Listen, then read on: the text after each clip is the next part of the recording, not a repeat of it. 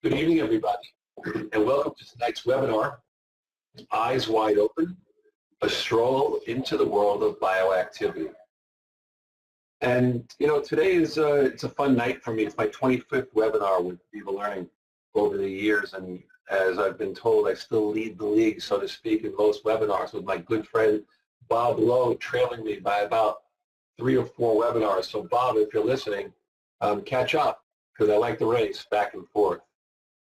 So, a quick disclosure, I do speak and consult and advise on behalf of many dental manufacturers, and when I'm not lecturing or doing webinars, I practice full-time in my offices on Long Island in New York. Every product I'll talk about today and all my programs are products I use day to day in my offices, and tonight's webinar is sponsored by Premier. Here's a couple of quick shameless plugs, if you will. If you like Instagram, feel free to friend me on Vino Dentino, where I post the latest and greatest dental technology with some fine Napa wine mixed in for fun and enjoyment. You will really love it. Vino Dentino on Instagram. I expect to have many friends from around the world so you can learn about wine and technology. I do speak for a speaking group. Our group is called Catapult Education.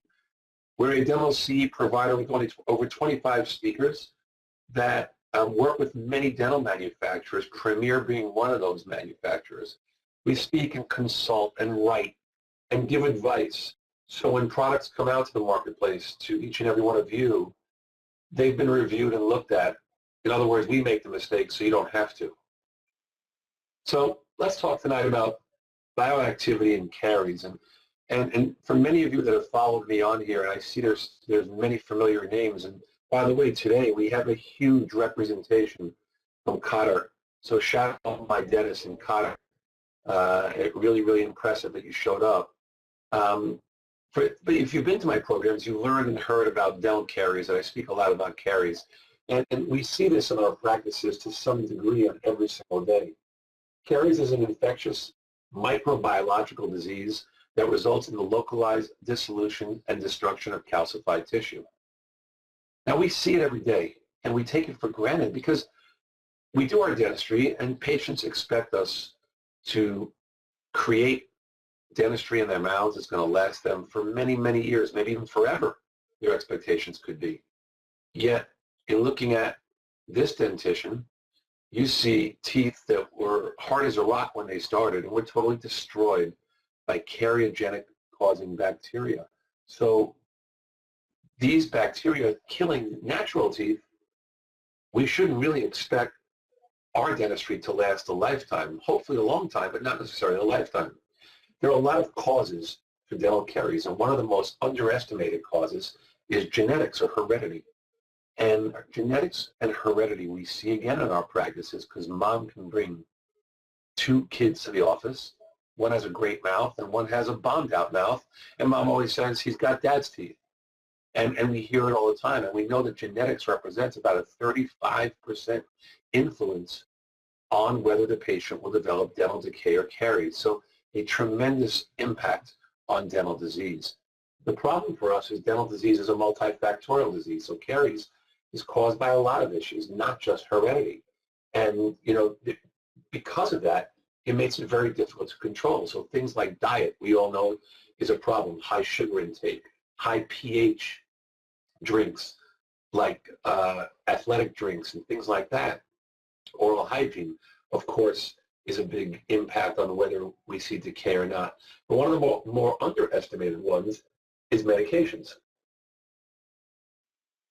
Many of our patients are taking a ton of medications, and some of them will say on the bottle can cause dry mouth, can cause other things which we know can affect the prevalence of cariogenic causing bacteria. But some don't say anything, and we have to be aware that any medication that affects the body has the ability to affect the mouth. One of the biggest meds that's overlooked today, or classification of medications, are medications that are given to children today, or even adults, for ADHD, attention deficit disorder. All those medications have the ability to dry the mouth And when the mouth is dry, cariogenic bacteria thrive. So we must be aware. Now, for years we were told, control lactobacillus, control strep mutans, and you control disease. But again, that's not accurate anymore today either. We look at studies, and we see in a study like this that recent RNA and DNA-based studies from carious lesions have uncovered a diverse ecosystem where strep mutant accounts for only a tiny fraction of the bacterial community. And here, strep mutans is the dominant species in many, but not all subjects with caries.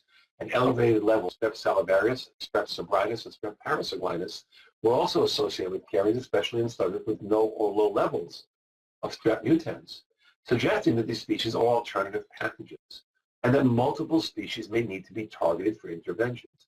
So it's not just about strep mutans or lactobacillus. Now, here's what we do know. We do know that the critical pH in the mouth sits at about 5.3 to 5.5. That means if we keep the pH above 5.5, then the patient is going to win. We won't see breakdown of tooth structure. When we see the breakdown, when we see the pH drop below 5.3 to 5.5 in that range, we now see a total breakdown. And I'll never forget, when I was in dental school at the University of Buffalo years ago, my buddy who might be on here tonight, Richie the Duck Kovac, Ducky used to love drinking Cokes.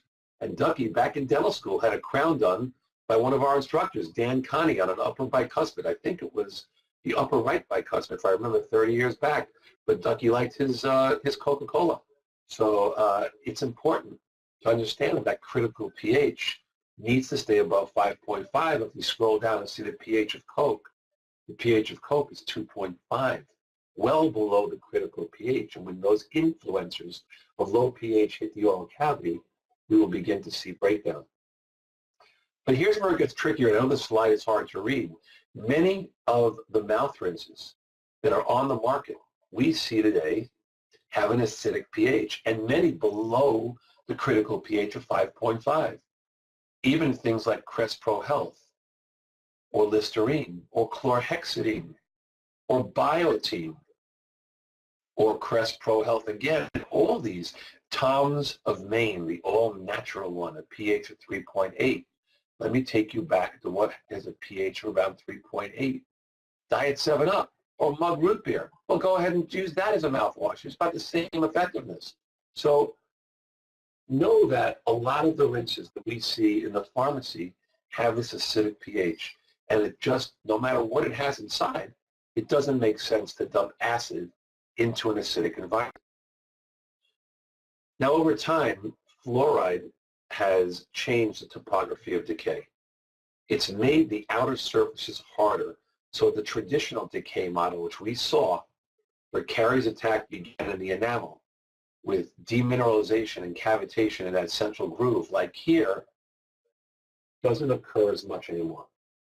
Bacteria have to find alternate entryways to get in to the dentin. So where this used to be prevalent, today we have enamel that doesn't always cavitate because of protection from fluoride. And caries gets in the dentin through fissures or little porosities. And when it gets in dentin and begins now to spread laterally, which we know that happens, now we begin to see the grayish or brownish tooth. I saw 2 of these today in the office, and our explorer does not penetrate there. So when you see these situations, you have to realize that things are not always what they seem. It's important to do your diagnostics the right way. So we look at a tooth like this that has a sealant here in the central groove with remnants of the sealant here on the distal, a little bit of sting that you have to trust me, it does not stick, but the tooth looks gray and something looks off to me. And in my lecture, I would say, what do you see? And in a live room, people would look, and I point to the little dot right over here. And that little dot is an entry portal for decay, an entry portal that we see more often than not today. And when that decay gets in and spreads laterally, we see bombed out teeth, and I didn't even get to the spot yet. And so we know that these things occur day in and day out. What we were taught to do is when we had a flat tire, when we had a cavity, do traditional GV black dentistry. Put a Band-Aid on it. Put a filling. And that's what we do. That's how we make money. We were never always taught to look at the causes, why things are happening, and how to intercept this cause, how to prevent this box of nails from being opened onto the driveway so we won't see decay. But it's up to us to diagnose. And diagnosis, I can tell you today, is one of the hardest things for dentists, for new dentists to do. It's up to us to diagnose. Patients are coming to us to be right. And the true definition of a medical diagnosis is the process of determining which disease or condition explains a person's symptoms. That's what we're trying to find out, why they have that problem. And if we can diagnose issues earlier, or in fact simply up our game in diagnostics, maybe we can redefine our approach to oral health care and not just do Band-Aid dentistry. I can tell you the times are changing today. And in dentistry, superior diagnostics relates to creating more efficient methodologies to result in better decision-making and ultimately a higher quality of care and long-term tooth preservation. So we look at how we detect cavities early, I mean really early. And I think it depends on the location of the cavity, whether it's occlusal or interproximal. And the least accurate way, I think we all know, and I think you may know what I'm getting at, and it's our gold standard for decay. It's our Dental Explorer or a Sharp Explorer. So your Monday morning task is to go to the office, or tomorrow morning task, pick out 5 Explorers and look at the tip of each of those Explorers. I guarantee you none of them look the same unless you took them right out the box. And even still, they may not look the same. Your analogy for that is you going to your physician. He takes your blood pressure with a sphygmomanometer, or 4 different sphygmonometers, and each one gives him a different reading. How would you like that feeling? That's what we're doing to our patients. Because the gold standard, depending where you read, is 25 to 50% accurate, which means we're wrong 3 out of 4 times approximately. Scary for technology that we're supposed to use to help us diagnose decay. So for every cavity we diagnose, the science says that at 3 or more in that same mouth, we failed to diagnose. If you don't believe me, I believe in evidence-based literature. Al-Sabani showed tug-back by an Explorer was only 24% diagnostic, meaning that 76% of the time the tug-back was present. There was no caries. An X-ray showed that a Sharp Explorer can actually damage early demineralized white spot lesions by cavitating the surface. Today we know, as I'll show you in a little bit, we can remineralize those white spots and regrow in them. So it's time to say goodbye to the Explorer. Well, I don't know if it's time to say goodbye to it, but it's definitely time to say maybe I need not to rely on the Explorer as much. In many dental schools around the country, they are now starting to teach the students not to use the Explorer, but to go ahead and use their loose lights magnification and caries detection devices on whether they can see decay or not. Now, if you look at a radiograph like this, you need 40 to 60% demineralization in order to produce breakdown of tooth structure. So we need alternative devices. And I preach to my friends. I go back to my buddy who I spoke about a few minutes ago, Richard Doug Kovac. Ducky keeps arguing with me about caries detection devices, but I'm telling you, they really make a huge difference. There's a lot of choices that are out, whether it be Spectra from Air Technique, CarrierView from Dexis, SoproCare from Acteon. There's so many caries detection devices that can assist you in diagnosing better besides your loops and lines. The newest technology on the horizon, which honestly I'm a beta tester for right now in my office in New York. 3 dentists in the United States have this technology developed by an international company, and it's going to launch in the States sometime in the next 6 months, is a product called Smart Mirror. And Smart Mirror is an illuminated Wi-Fi cordless mirror with a 1 millimeter video photo capture. As you move closer to the tooth, it auto magnifies or auto zooms the mirror into 10x. So it actually substitutes for a microscope and or loops. Allows you to see better onto that iPad. And here's just an image that I snapped off the smart mirror. It was a laser trough that we did, and I snapped it off the smart mirror right from the iPad, looking right through it. You could see how clear that image is. Now imagine diagnosing decay with a mirror like that and being able to see better with smart mirror. It's illuminated, LED illuminated, as you'll see here when you pick it up off the base station. And when you go to the mouth, not only does it illuminate, but it auto zooms, as you see here, with no delay, up to 10x, allowing you to co-diagnose with the patient, allowing you to see better, allowing you to diagnose better. This will be available in the U.S. somewhere, I would say, around the summertime. But look at the image quality and look what you could see. Imagine your hygienist looking through that smart mirror and diagnosing even better than that. So you have to diagnose better. And once you diagnose better, we now focus on some of the newer materials that are out there on the market. Richie's buddy, G.V. Black, used to say, traditional dental materials are designed to be passive and do no harm. And it goes back 100 years. But I think it's time to expect more from those dental materials. And here's when we start talking about what I call smart materials and thinking outside the box.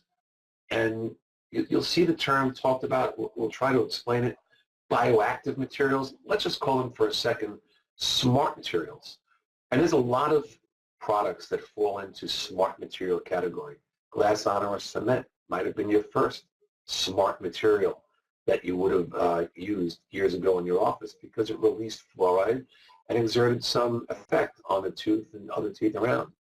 The chemotherapeutic creams and gels, things like that we'll talk specifically about, the MI pastes, the Remimpros, the enamelons, all falling into that category. Restorative materials, composites that have some sort of bioactivity, sealants that could have bioactivity, root canal sealer materials that could be bioactive. And then even fluoride finishes, really kind of bioactive because they release fluoride. So these smart materials can really be a huge, huge asset to us, and it's important to have them in our arsenal. So I could be in a room with 300 dentists, and we could talk about what bioactivity means to you, if it means anything to you. So for some people say, it doesn't mean a thing to me, it's nonsense.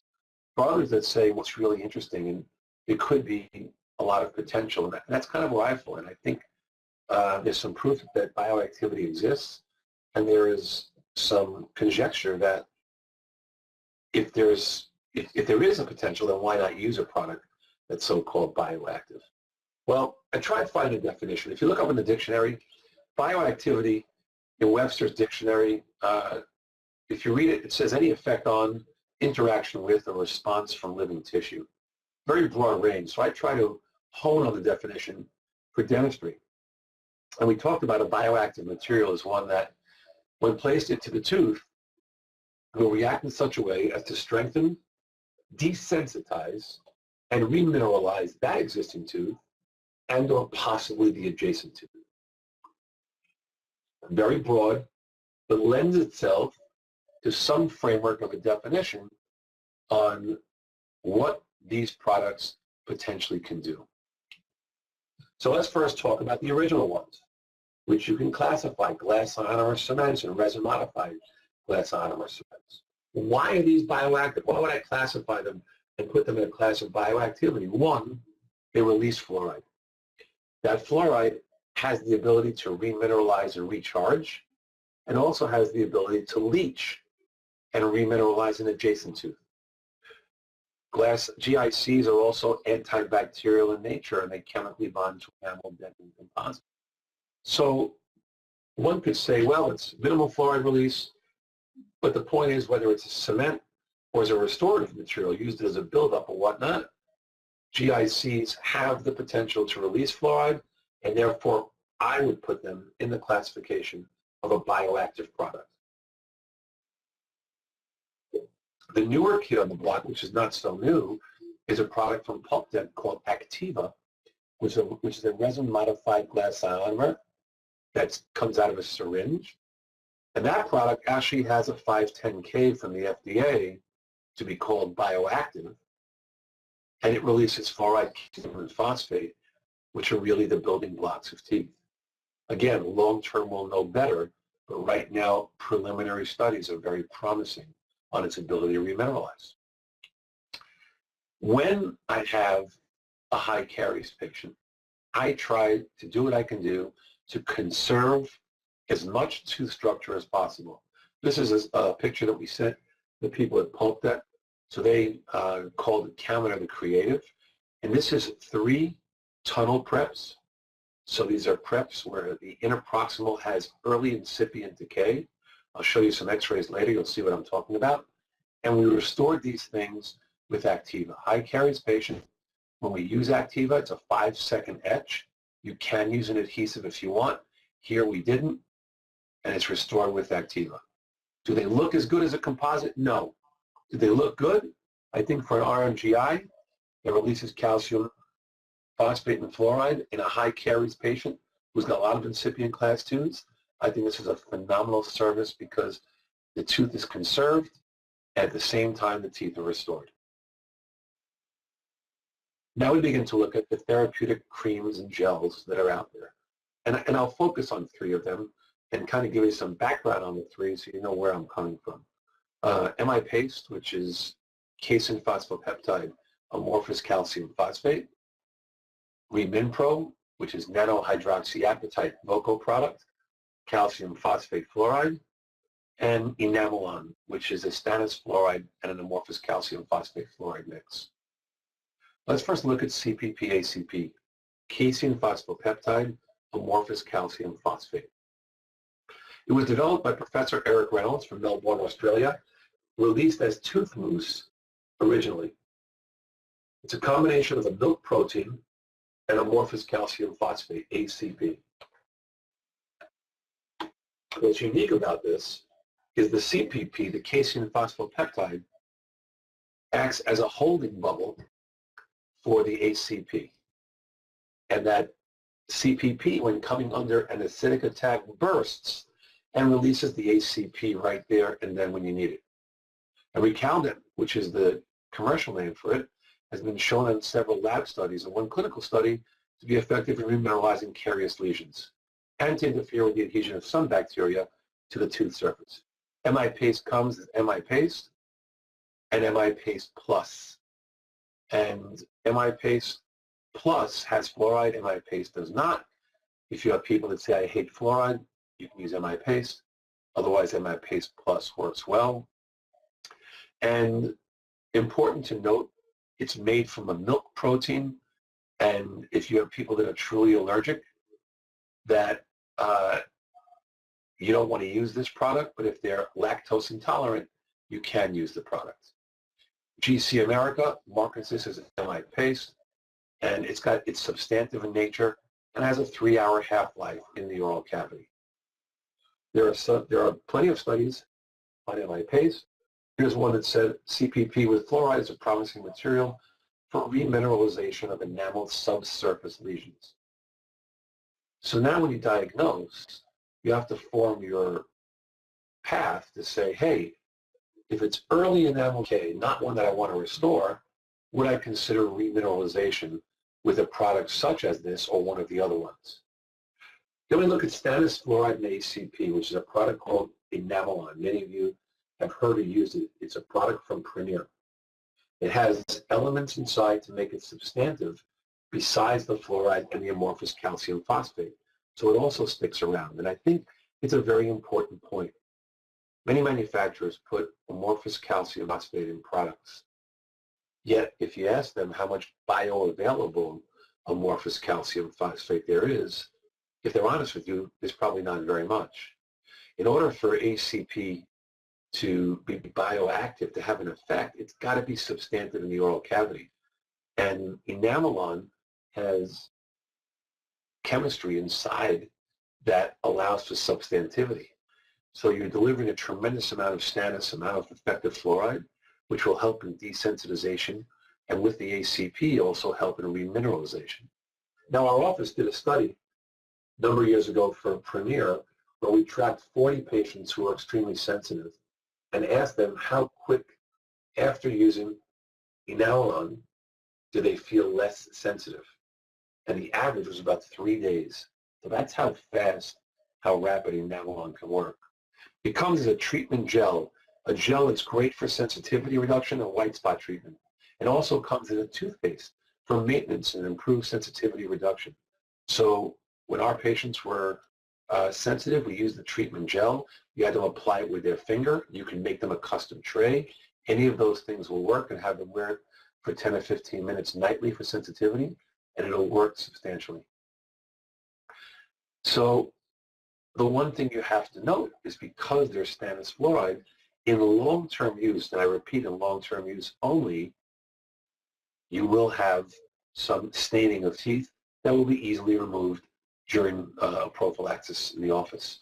But here's what's very compelling. Enamelon, after 1 day on the left, begins to slightly occlude the tubules, as you see here.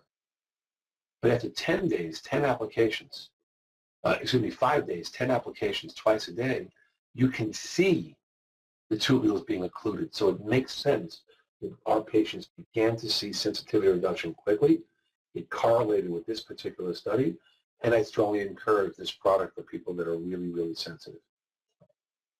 So it has this great combination of stannous, which protects against the acid challenges and occludes the dental tubules, and the ACP, which, when working with the stannous, helps reduce enamel solubility and also helps to occlude the tubules, kind of the best of both worlds.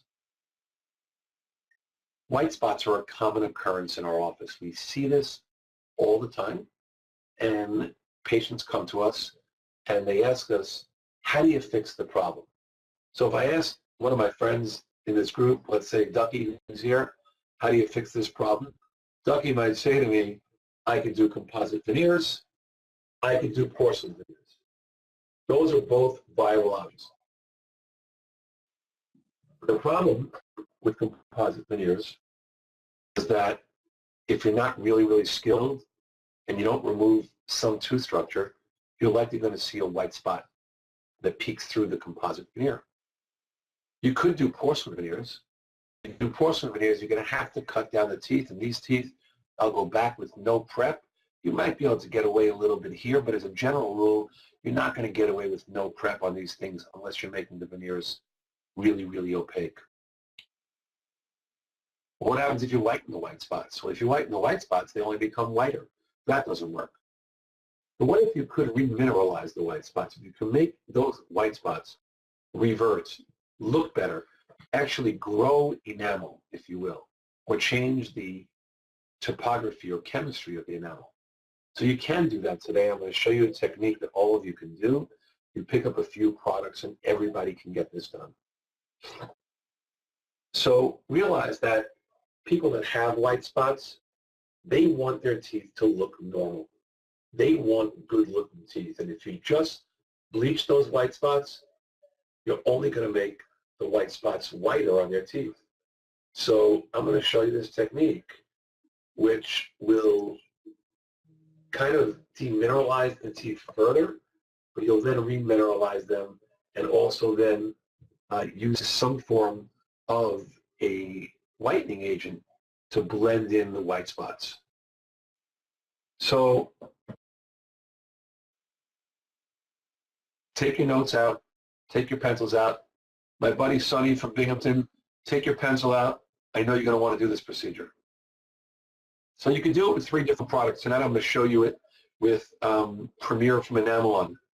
The 3 main products that can be used are MI Paste, Remin Pro, and also, of course, Enamelon, which we're going to go through right now. The first thing we're going to do is we're going to prophy the patient's teeth. So the patient comes in and says to my buddy Sonny, they say, "Son, man, can you go ahead and get rid of my white spots?" And Sonny says, "Of course." I saw Kaminer speak. I can do that. I heard him. I know how to do this now. He gives him a fee, and then his assistant's going to take impressions for bleaching trays. She's off to the lab pouring models, and Sonny's going to spend 5 minutes proofing the patient's teeth, getting, as we say, all the schmutz off the teeth to make sure there's no plaque at all on the teeth. We go ahead and we take our impressions. We take our impressions with a product called Silginate. Silginate's a Kettenbach product, a company called Kettenbach. Here is a Kaminer clinical tip. Kettenbach in the United States sells impression materials directly, saving you 40% off your impression material products. This product may not save you more money, but it's a great product. It's an alginate substitute. Alginate's cheaper, but we hate alginate. We hate mixing it. We don't want that powder floating around. Silginate is an alginate alternative. It's a polyvinyl, strawberry flavored, comes out of a gun. It's dimensionally stable. It doesn't need to be poured right away. Doesn't need to be wrapped in a paper towel. So all these things are the benefits of this product. And when you take a solid impression, the impressions look beautiful. We'll go ahead and then prophy all the teeth. We use UltraDent's prophy angles to do that, the Ultra Pro prophy angles. And then we use an UltraDent product or a Premier product called Prima or an UltraDent product called Opal Luster. Very similar product. Premier has it called Prima, Opal Luster from UltraDent. Similar product, a 6.6% hydrochloric acid slurry. And this hydrochloric acid is a form of microabrasion. Now, microabrasion in some cases will remove the white spot in its entirety, but you're going to be leaning on the tooth a little bit with the accompanied prophy cup, and you might remove enamel. I want to be conservative here. So I am lightly going to use the Opal Luster or the Prima on the tooth surface, somewhere about 10 or 15 seconds to open the enamel pores, and I'll follow what I call the mother-in-law rule. Rules I give my mother-in-law, which is don't press too hard and don't stay too long. Very important rules I give my mother-in-law. Same thing with Opal Luster.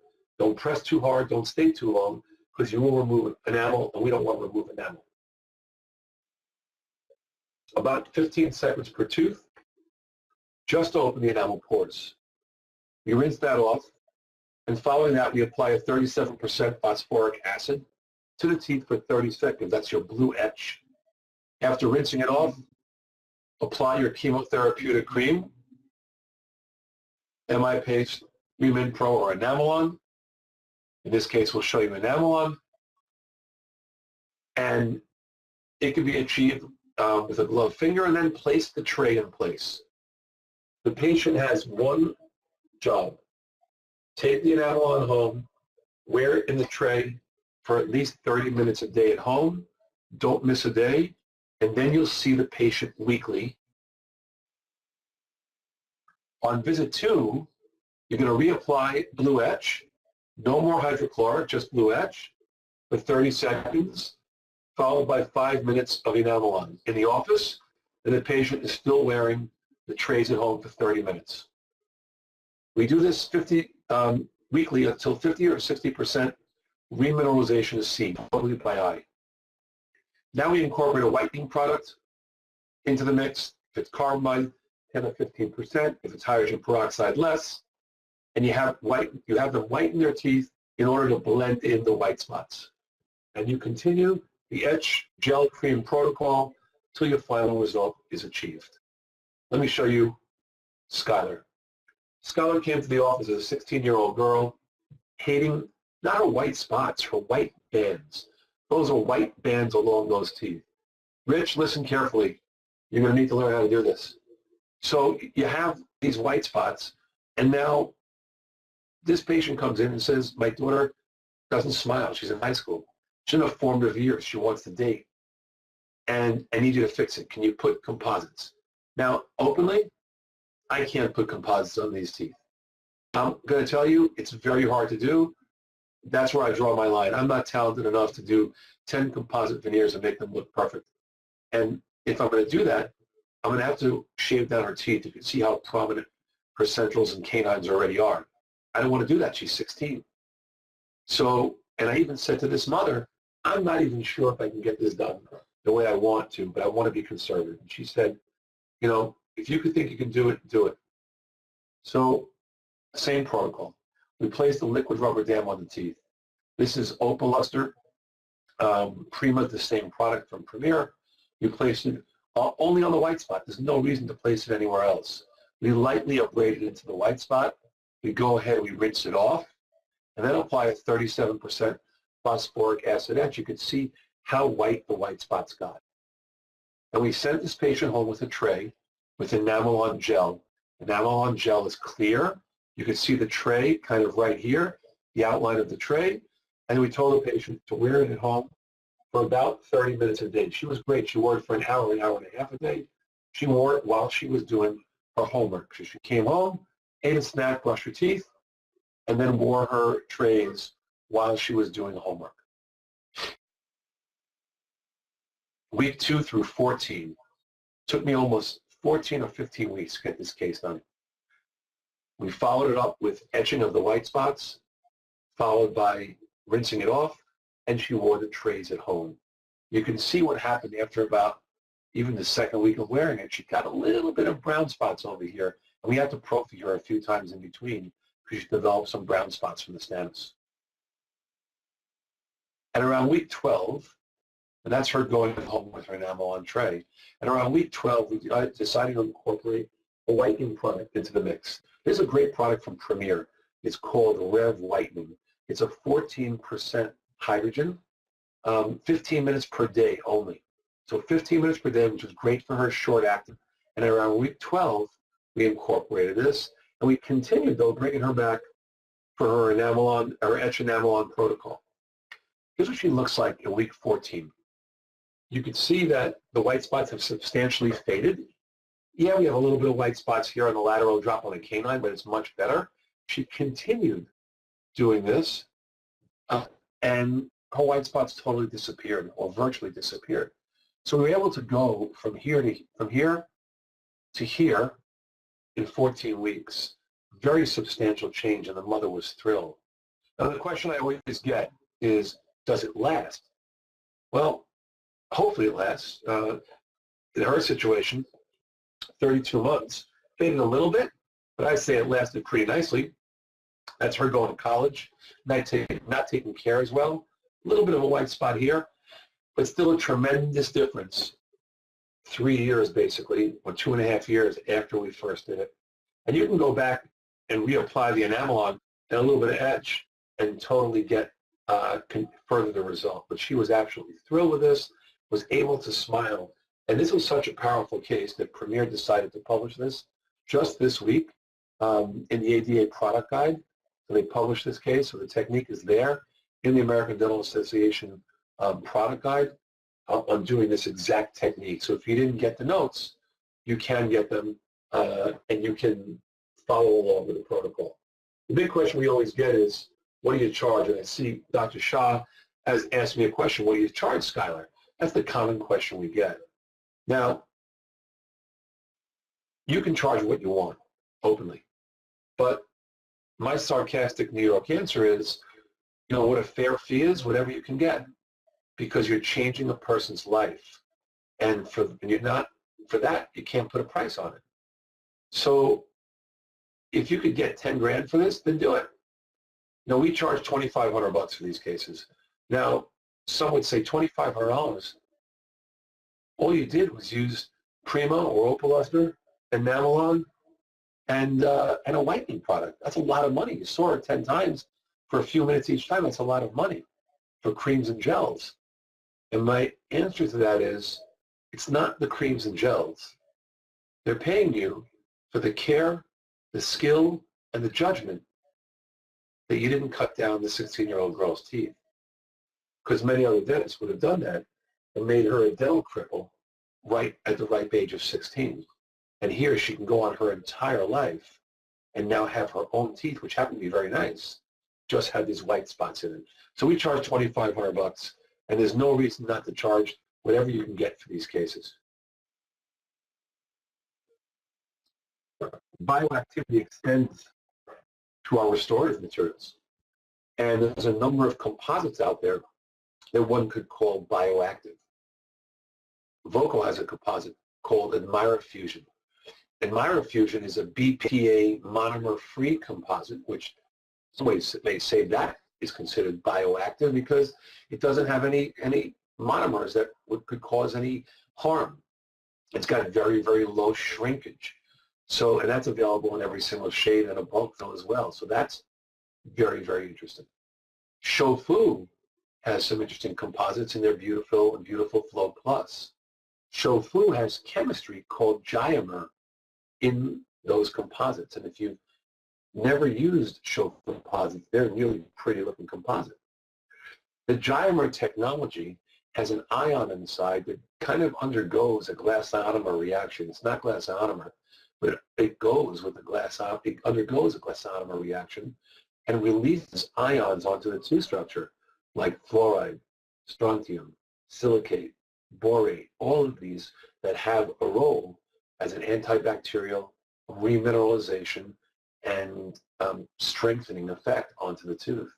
So Beautiful and Beautiful Flow Plus are what I would call kind of bioactive composites because they react in a bioactive way. And then you have liners that are out there. Bioactive liners like from Pulpden, Activa liner, based on the same Activa chemistry that's in their restorative and also in their cement, releases ACP and fluoride. So Pulpden's got a liner, a bioactive liner that bonds well to dentin called Activa liner. Bisco has a product called Theracal, a calcium-releasing liner with about 5 megapascal bond strength to dentin. It's low, but it does bond to dentin. So that's considered bioactive because it desensitizes the tooth. It helps grow tertiary dentin, and that would be considered a bioactive material. And in deep restorations, it would make sense to use one of these liners. And then the hottest topic that's out there today is silver fluoride.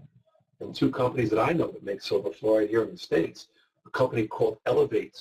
Elevate makes a silver fluoride, and of course, SDI, Riva Star, from SDI, makes a silver fluoride. And what's unique about that chemistry is that Riva Star is silver fluoride with a secondary application of potassium iodide. And the biggest complaint about silver fluoride is it will stain teeth black. What does silver fluoride do? It neutralizes decay. It neutralizes carcinogenic causing bacteria. It makes dentin hard as a rock, even in the presence of decay after you apply it. But it turns that dentin dark or black if decay is left. Now, if decay is removed and you apply silver fluoride, it still will turn the dentin dark, unless that silver fluoride is something called Riva Star from SDI, Southern Dental Industries. The absence of carious dentin. After you apply the silver fluoride and then the potassium iodide will neutralize the silver ions so the tooth won't turn dark. And then you can apply a glass ionomer on top and then a composite and have a truly bioactive restorations. So all these things are out there today that allow us to do bioactive restoratives. So more dental preps here. And this are restored with Beautiful Flow Plus from Shofu. Beautiful Flow Plus, highly filled flowable. You restored it in 2 increments. I'm sorry for my voice. I'm starting to lose it a little bit, so I'm a little under the weather. But we applied our adhesive. And this is just Beautiful Flow Plus in 2 increments. No polishing. Look how pretty that looks. It really does allow you to create beautiful restorations without needing to polish. And it's strong enough in those areas. And the goal here is, let me go back one, is that I want a bioactive material on this wall here and here. In the event there's going to be penetration of carcinogenic bacteria, I want the bioactive composite to be there as a wall so that material can't break through. And look how pretty those restorations are. Here's another restoration. Here's using Riva Star. And Riva Star will not stain teeth, Caesar, Javier, as you state. Here's a selective etch technique. Here we have a little bit of carious dentin left, ever so slight, but it's near the pulp. Patient can't afford a root canal. You can see this is the silver fluoride application, followed by the potassium iodide application. When you apply the potassium iodide, it turns the silver fluoride from clear to a dical color. And if you continue to apply the potassium iodide, it'll turn clear again like that. Maybe some slight staining here. RMGI here as a base, followed by our composite on top.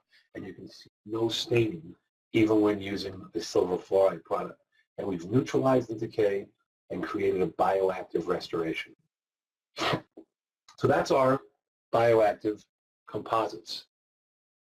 Premier has given us probably one of the foremost or one of the smartest materials, if you will, out there in the sealing category, maybe the smartest, and it's a product called Biocoat. And I can tell you about the science on this. I know the researchers personally, or some of the researchers, and Mark Lotta from Creighton is a good friend of mine, and Mark is a brilliant, brilliant researcher, and he helped them on this product, and I can tell you the science behind this is sound. Biocoat is a sealant material that releases calcium, phosphate, and fluoride, ACP, 24 hours, 7 days a week. It releases these remineralization ions. So what's the biggest complaint with sealants? There's decay underneath them. So here you're minimizing or avoiding that situation. It disrupts the demineralization cycle. It strengthens enamel and fills also gaps at the margins. It's strong. It's 56% strong, so it has a good compressive strength. You have a smooth surface. It's virtually invisible, and you don't get any bubbles when you place it because of its viscosity. So you don't need a special technique to apply. Just clean it, etch it. I like to sandblast it, but clean it, etch it, and then light cure, and you're really good to go. This product penetrates. The bond strength is strong, and it holds up really, really well. So you might say to me, all right, sealant's no big deal, but I'm telling you this material is better than most, maybe all sealants that are out there. And if you're going to use a sealant material, you may want to consider this. But now, what if you could think outside the box a little bit? Maybe think outside the box and use some camera technique here with what you do. This is Shane. Shane is going off to college, and Shane presents with a process, as I say, going on. If you look at a tooth like this, I love this picture because this depicts a process. It is a white spot that cavitated in two spots here and here. This is a demineralization process that occurred, and now he's coming to me to fix it, and he wants me to fix it in a minimally invasive way. So the first thing I have to do is access this decay. How am I going to access decay? 1 drop of septicane here, and I'm going to do a slight gingivectomy to expose the lesion with our diode laser. This is a diode from AMD Lasers. If you want to look at a diode, purchase a diode, here's a quick code. Go to the AMD Laser website, punch in the code KAMINER, K-A-M-I-N-E-R, and it will entitle you to some sort of a discount. So if you're thinking of purchasing a laser, I just saved you some money. So we do a diode. Here's our diode laser. Now what you don't see here is you don't see any bleeding because diodes cauterize as they cut. You clearly see that lesion. I go ahead now and take a little peroxide to remove any of the slough tissue in a skinny syringe, and I'll excavate the rest of that lesion with my hard tissue laser. So no anesthetic for the tooth, just a little bit for the tissue. Then I'll use the hard tissue laser for that. Am I going to remove the entire white spot? No way. Then I'm going to sacrifice, if I do that, I'm going to sacrifice the entire surface. I selective etch each of these areas. Futuribond Universal here from Voco, our universal adhesive. And I restored this with Voco's Admira Fusion, bioactive composite. Now what about the white spot? Am I going to just leave the white spot to further demineralize? Again, no way. Why not? Why not take a shot and coat it with Biocoat? So we total etched the lesion for 15 seconds, and we applied Biocoat on it to create a minimally invasive bioactive restoration. Might he brush it off with a brush? He might. He can always reapply. He went off to school. I'm going to see him in a few months. I'm going to follow up this lesion to see if he got any mineralization. But if we did, and he's due to come in soon, it's very exciting technology, thinking outside the box using a remineralizing sealant. And in situations like this, where you have restorations, what do you do here in the interproximal? What do you do with this? Do you leave that alone when you see it? Why not put some biocoat on there, do an interproximal sealant to seal that off? Notice here a tunnel prep. We burst through the tunnel, maintaining our marginal ridge. Here we place an Activa liner and biocoat, light cured that. Placed our Garrison matrix in place, sectional matrix and Garrison. And we have 3 different composites here. I did this just for the exercise. Kerr's harmonized, ultra-dense mosaic with Activa as a base, and Kerr's Sonneville. And the point was they're all A2 and they all kind of look the same. 3 different composites. But this one being bioactive in nature. Now you see this. Would you treat these or you wouldn't treat these? Early enamel decay. Some would say, no, I wouldn't. Some would say, yes, I would. Years ago, it's an E1 lesion. I might have not treated it. But now I treat these minimally invasively with tunnel preps. We create our tunnel preps here. You can see in this image here, look at the decalcification right where my arrow is in that tunnel. There's no breakthrough. Am I going to break through that? No. Why would I want to compromise that? But I'm not going to leave it. I'm going to seal it off. And in this case, we sealed it internally with biocoat. So etch, sealed with biocoat, total etch technique, place some biocoat on that proximal wall, place our adhesive in the rest of the preps. We light cured the biocoat, light cured the adhesive, and then restore these with Admire Fusion. And notice how these totally disappear with Admire Fusion. Very, very aesthetic composite. And now I've sealed off that interproximal. And the tunnel preps, well, they kind of look like this. They look like, it's kind of like an MOD, but it's not an MOD because we haven't perforated these 2 proximal walls, and we haven't perforated this wall. So it's a minimally invasive restoration that allows us to preserve the proximal. So I ask you, bioactivity, is it a fact or a myth? I'm not here to answer the question. I'm here to pose the question and for you to explore bioactivity in your practices going forward.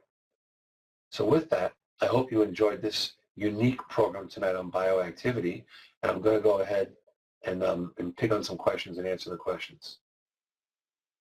So Cesar Javier said he's diagnosed cavities using non-traditional ways, no explorers, and patients will get a second opinion and come back and he's saying the second medicine not see cavities using his or her explorer. What to do in that situation? It's very common. Very good question, Cesar. And what you do in that situation is you have to really have great communication skills. You have to use a caries detection device, show them on a screen what you see, tell them you're using advanced techniques, tell them it's very early, and that most dentists don't have the technology. They're lucky that you do, and you can catch things earlier and create minimally invasive restorations that can last long periods of time. So I think a lot of that comes in the communication skills. And if they're coming back telling you they went somewhere else and doctors didn't see it, you have to begin the education process and re-educate your patients. CPP, ACP will not elicit an allergic reaction. Caesar, it'll only elicit an allergic reaction in a true milk allergic patient, and it has the potential to do that. So you have to be aware in a milk allergic patient that it could elicit an allergic reaction. So my buddy Rich Kovac is, why bother with the dam when the etch is only in size? Well, when the etch is, in this case, was only in size, when you rinse it off, some could still land on that early tissue, so we like to put a rubber dam on. For sure, if you rinsed it off, Richie, it would land on the tissue, so you should definitely use a rubber dam. I'm kidding with my friend.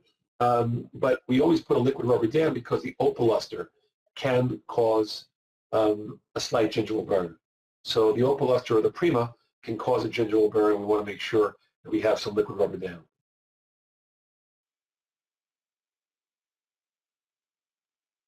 So Emily asks, I spoke how I charge for the white spot process, but are there any CDC codes for it? I mean, you could bill for desensitization, you could bill for study models. That's about all you're going to get, really, in those situations. So we don't even bill for those things. These people are coming to us with a problem, and we're able to fix their problem in a minimally invasive way. Dustin, does tunneling prep comprise the strength of the marginal ridge? Quite opposite, Dustin. A tunnel prep actually will keep that marginal ridge intact, and when you bond restoration to that tooth will be much stronger. What compromises the tooth is breaking through the marginal ridge. So we want to preserve the marginal ridge whenever we can. Now, obviously, we can't always do it, but when we can, we want to go ahead and preserve the marginal ridge. Carol asked me any opinion on when to use high fluoride toothpaste like Prevident and Fluoridex. Well, I'm not a huge fan of Prevident personally because years ago it was acidic. Now Prevident, which is called Prevident Boost, has a boosted pH, but I just think there are better products out there than pure fluoride. Why would you use a pure fluoride product like a Prevident or a Fluoridex if you could use a Namalon, which has fluoride and delivering a higher amount of fluoride, active fluoride to the tooth, and ACP. So I just like the combination of things. I just would never use Prevident or Fluoridex.